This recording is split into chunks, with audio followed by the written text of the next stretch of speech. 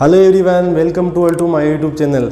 आज हम बात करेंगे साइकियाट्री के एक इम्पोर्टेंट टॉपिक जिसका नाम है DSM-4 या diagnostic and statistical manual 4। Previous class में हमने देखा कि मेंटल डिसऑर्डर का जो इम्पोर्टेंट क्लासिफिकेशन होता है ICD-10 जो WHO दिया था, उसमें किस प्रकार से मेंटल डिसऑर्डर्स को क्लासीफाई किया गया। ICD-10 की भांति ही DSM-4 भी एक मेंटल डिसऑर्डर्स को क्लासिफिकेशन करने का एक तरीका है जिसके बारे में आज हम बात करेंगे। तो आज हम जानेंगे DSM-4 क्या है, इसके कौन कौन से एक्सिस है और कुछ इंपॉर्टेंट क्वेश्चन जो इससे रिलेटेड बनते हैं। तो चैनल को सब्सक्राइब नहीं किया तो सब्सक्राइब करने के साथ साथ नोटिफिकेशन बेल को दबाकर ऑल पर क्लिक कीजिएगा, क्योंकि इस हेल्पफुल कंटेंट मैं आपके लिए बनाता रहता हूँ। तो शुरू करते हैं आज का ये वीडियो। फर्स्ट हम जानेंगे कि DSM-4 है क्या। तो DSM means diagnostic and statistical manual given by American psychiatric association. DSM-4 को अमेरिकन साइकेट्रिक एसोसिएशन के द्वारा दिया गया था इन 1994 में DSM-4 एडिशन रिलीज हुआ था। इसी प्रकार DSM-4 के क्लासिफिकेशन का जो सिस्टम है उसमें मल्टी एक्सियल सिस्टम होता है। जिस प्रकार ICD-10 में जो कैटेगरीज थी 11 कैटेगरीज, उसी प्रकार उसके समकक्ष अगर बात करें तो इसमें मल्टी एक्सियल सिस्टम होते हैं। It include 5 access. DSM-4 में टोटल एक्सेस की संख्या होती है 5। जिस प्रकार ICD-10 में 11 कैटेगरीज थी, वैसे ही जो DSM-4 है उसमें 5 एक्सेस होते हैं जिसमें अलग अलग प्रकार के मेंटल डिसऑर्डर्स को रखा गया है। तो अब हम जान लेते हैं कि DSM-4 में कौन कौन से एक्सेस होते हैं। तो टोटल जो संख्या एक्सेस की वो 5 होती है। Number first, axis first, axis second, axis third, axis fourth and axis fifth. इन 5 एक्सेसेस में मेंटल डिसऑर्डर्स को टोटली क्लासीफाई किया गया है। तो अब हम बात करते हैं कि वेरियस एक्सिस जो 5 एक्सिस है उनमें कौन कौन से मेंटल डिसऑर्डर्स रखे गए हैं। नंबर 1 आता है एक्सिस फर्स्ट। इसमें क्लिनिकल डिसऑर्डर्स, पर्सनालिटी डिसऑर्डर्स के अतिरिक्त जो भी मेंटल डिसऑर्डर्स है वो एक्सिस फर्स्ट में आते हैं। इसी प्रकार नंबर 2 है पर्सनालिटी डिसऑर्डर्स जो एक्सिस सेकेंड में आता है। नंबर 3 है axis third general medical disorders. ऐसे जनरल मेडिकल डिसऑर्डर्स जो किसी व्यक्ति के मेंटल हेल्थ को अफेक्ट करते हैं वो एक्सिस थर्ड में आते हैं। Axis fourth, it include psychosocial and environmental factors. ऐसे साइकोसोशल कोजेज, ऐसे एनवायरमेंटल फैक्टर्स जो किसी व्यक्ति के मेंटल हेल्थ को अफेक्ट करते हैं वो एक्सिस फोर्थ में आते हैं। इसी प्रकार axis fifth, the global assessment of functioning. Mental functioning की जो असेसमेंट की एक जो रेटिंग स्केल है वो एक्सिस फिफ्थ में रखी गई। तो एक्सिस फर्स्ट में क्लिनिकल डिसऑर्डर्स, एक्सिस सेकंड में पर्सनालिटी डिसऑर्डर्स, एक्सिस थर्ड में general medical disorders, axis fourth में साइकोसोशल एंड एनवायरमेंटल फैक्टर्स और एक्सिस फिफ्थ में global assessment of functioning include किया गया है। तो आइए देखते हैं कि एक्सिस फर्स्ट में कौन कौन सी प्रॉब्लम्स आती है। तो एक्सिस फर्स्ट जो है उसमें any mental health condition except personality disorders and mental retardation. सभी प्रकार के मेंटल प्रॉब्लम्स सिर्फ 2 को छोड़ के, पर्सनालिटी और मेंटल रिटार्डेशन के अलावा सब एक्सिस फर्स्ट में आती है। इसके अलावा जैसे अदर क्या क्या हो सकती है, इन्फेंट, चाइल्डहुड और एडोलसेंस में होने वाले मेंटल डिसऑर्डर्स। इसी प्रकार delirium, dementia, substance use disorders, schizophrenia, psychotic disorders. इसके अलावा मूड है, anxiety, dissociative, sexual, eating, sleep and adjustment disorders. Means simple बात यह है कि सिर्फ 2 प्रॉब्लम्स, मेंटल रिटार्डेशन और पर्सनालिटी डिसऑर्डर्स के अलावा रिमेनिंग सभी मेंटल प्रॉब्लम्स एक्सिस फर्स्ट में आती है। DSM-4 का एक्सिस सेकेंड है। एक्सिस सेकेंड में क्या क्या आते हैं, personality disorders and mental retardation.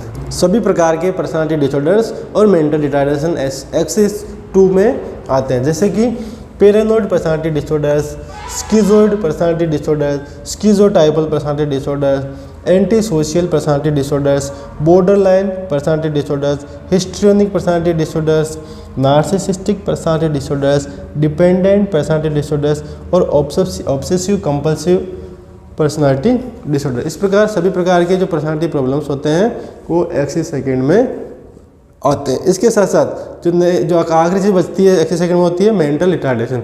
अब बात करते हैं एक्सिस थर्ड। एक्सिस थर्ड में क्या क्या आता है, एनी मेडिकल कंडीशन दैट में impact the patients mental health problems. Means किसी मेडिकल कंडीशन के कारण से किसी व्यक्ति का जो मेंटल हेल्थ इश्यूज़ आता है या मेंटल हेल्थ प्रॉब्लम्स होती है, वो सभी प्रकार के मेडिकल डिसऑर्डर्स जो मेंटल हेल्थ डिसऑर्डर्स का कारण बनते हैं वो एक्सिस थर्ड में आते हैं। Axis fourth include psychosocial and environmental factors affecting mental health. Mental health को अफेक्ट करने वाले साइको सोशल और एनवायरमेंटल फैक्टर्स एक्सिस 4 के अंदर आते हैं, जैसे कि problems regarding primary health group या primary support system.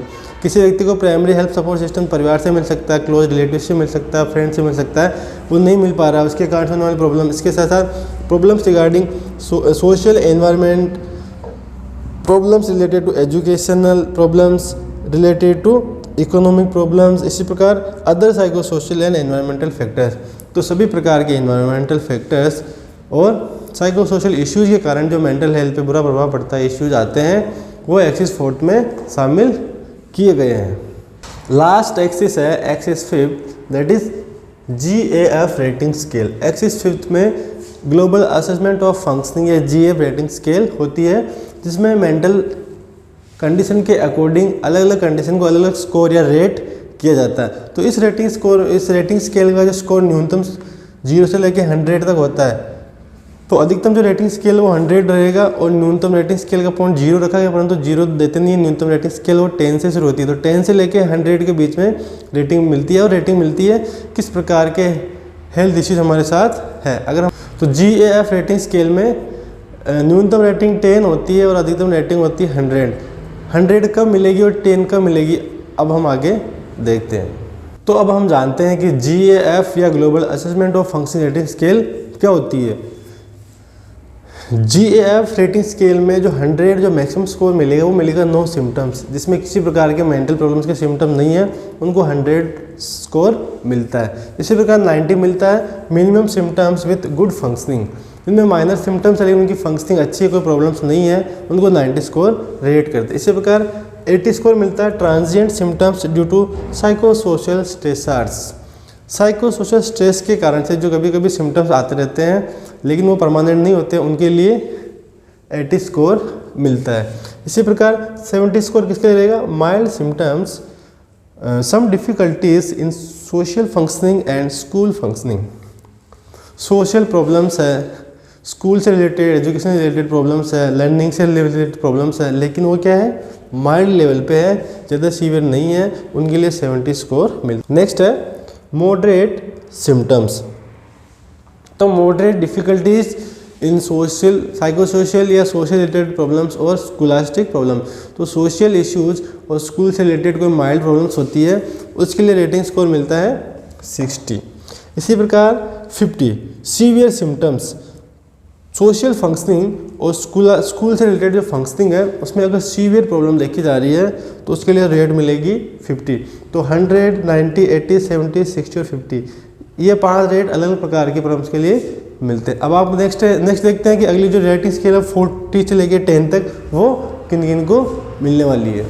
GAF rating scale की नेक्स्ट नंबरिंग या स्कोरिंग है 40। 40 किसके लिए रखी गई है, सम impairment in reality testing.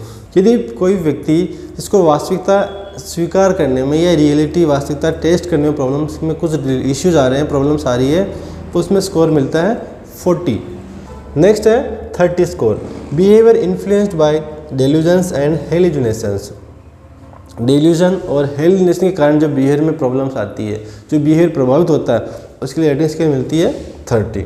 20 some danger of hurting self और अदर्स। ऐसे मेंटली इल पेशेंट जो खुद के लिए हार्मफुल हो सकते हैं, खुद को नुकसान पहुंचा सकते हैं, सुसाइड का अटेम्प्ट कर सकते हैं या दूसरे के लिए हार्मफुल हो सकते हैं, तो उनकी कुछ संभावना रहती है। तो ऐसे लोगों के लिए अपन क्या करेंगे, उसको रेटिंग स्केल में कितने मार्क्स देंगे, 20। तो 20 है सम डेंजर ऑफ हर्टिंग सेल्फ और अदर्स। इसी प्रकार 10 persistence danger of hurting self and others. ऐसे व्यक्ति, ऐसे मेंटली इल पेशेंट जो कंटिन्यूसली लगातार दूसरों को हर्ट पहुंचा सकते हैं, खुद को हार्मफुल, खुद के लिए हार्मफुल हो सकते हैं, तो उनमें ज़्यादा डेंजर हो रहेगा परसिस्टेंट बार बार रहने का, उसके लिए 10 रेट देते। इस प्रकार ग्लोबल असेसमेंट ऑफ फंक्शनिंग जो रेटिंग स्केल है एक्सिस 5 की, उसमें जो 100 मार्क्स है वो नॉर्मल व्यक्ति के लिए रखे गए हैं, और जो 10 मार्क्स है वो ऐसे व्यक्ति जो होमिसाइड हो सकते हैं या सुसाइड अटेम्प्ट कर सकते हैं, जिनमें बार बार रिस्क रहती है, उनके लिए 10 रखा है। तो मैक्सिमम स्कोर 100, न्यूनतम 10, जबकि स्केल जो रेंज वो 0 से 100 होती है। तो अब बात कर लेते हैं हम कि DSM-4 से रिलेटेड कुछ इंपॉर्टेंट क्वेश्चंस क्या क्या हो सकते हैं। तो नंबर 1 सबसे जो पहले जो इंपॉर्टेंट क्वेश्चन वो होता है, हु गेव DSM-4। तो इसका आंसर क्या होगा, अमेरिकन साइकेट्रिक एसोसिएशन या अमेरिकन साइकेट्रिक एसोसिएशन के द्वारा क्या दिया गया था, DSM-4। इसी प्रकार व्हेन DSM-4 का 4th एडिशन कब रिलीज हुआ, 1994 में। फिर आता है हाउ मनी एक्सेस कि DSM-4 में टोटल एक्सेस कितने होते हैं, एक्सेस टोटल होते हैं 5।